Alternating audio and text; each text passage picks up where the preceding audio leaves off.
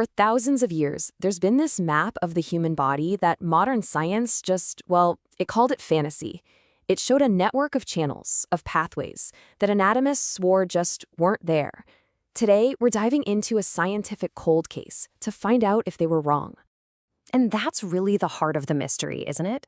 What if that ancient map wasn't some metaphor for energy flow, but a literal biological diagram, a blueprint for a system that was hiding in plain sight the entire time, just waiting for us to invent the right tools to see it? You know how astronomers talk about dark matter? They can't see it, they can't touch it, but they know it has to be there because they can see its effects on everything else in the universe. Well, for hundreds of years, anatomists would look at these ancient maps, then look at a human body and find nothing. So they called it a fantasy. This is the story of what might be our body's own biological dark matter. And like any good detective story, this one starts with a cold case. A brilliant scientist who made a world-changing discovery and then just vanished. So check out this timeline. It's 1963. A North Korean doctor, Bonghan Kim, makes this incredible announcement. He claims he's found a completely new circulatory system. Then, just 2 years later, poof. He, his lab, all of his research, it's all gone. The trail goes completely cold for almost 40 years, until 2002, when a physicist in South Korea decides to reopen this very cold case. Now, before he disappeared, Dr. Kim gave a name to these tiny DNA-packed particles he saw flowing through these channels. He called them sonol. In Korean, that means live eggs. He literally thought he was looking at microscopic seeds of life. You're going to want to remember that name, sonol. It's going to be really important later. So after decades of silence, a new detective steps onto the scene. And this time, he's not armed with a scalpel, but with the cutting-edge tools of modern physics. Okay, so you might be wondering, if this thing is real, how on earth did we miss it for so long?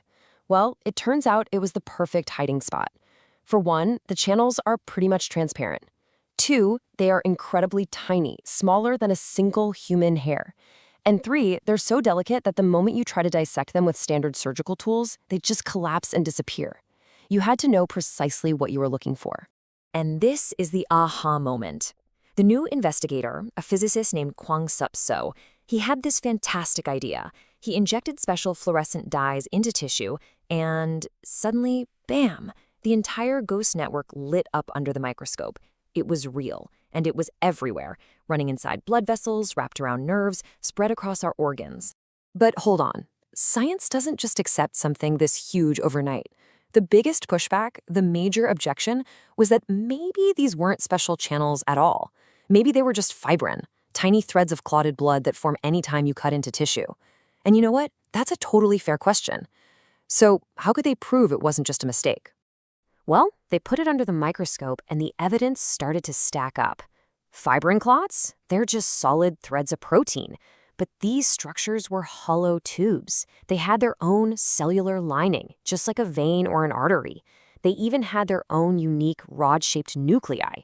But the real smoking gun was the cargo. These tubes were carrying passengers, stem cells, and those DNA-filled sonal granules. A simple blood clot just doesn't do that. And then came the verdict that really started to change minds. For years, most of this research was coming out of a pretty small circle of scientists, mainly in South Korea. But in 2016, a team at Auburn University in the US, a team with no connection to the original research, independently confirmed it all. They found the exact same structures. That was the moment the wall of skepticism really started to crack. All right, so the evidence says it's real. The next obvious question is, what the heck is this thing actually doing inside our bodies? Okay, here's the best way to think about it. Imagine your blood vessels are the body's massive highway system.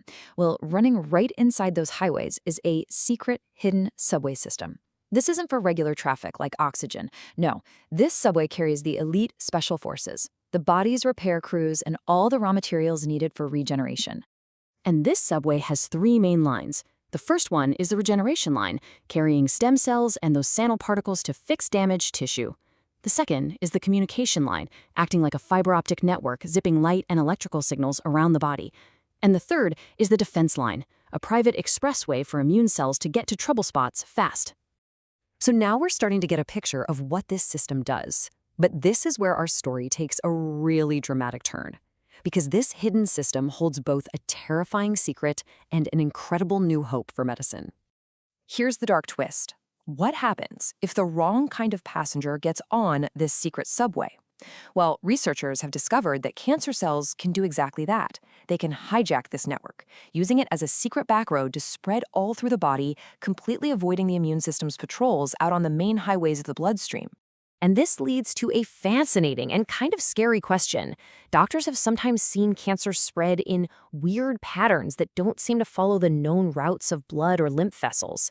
Is it possible they were actually following this hidden network, the exact same network drawn on those ancient maps 2,000 years ago?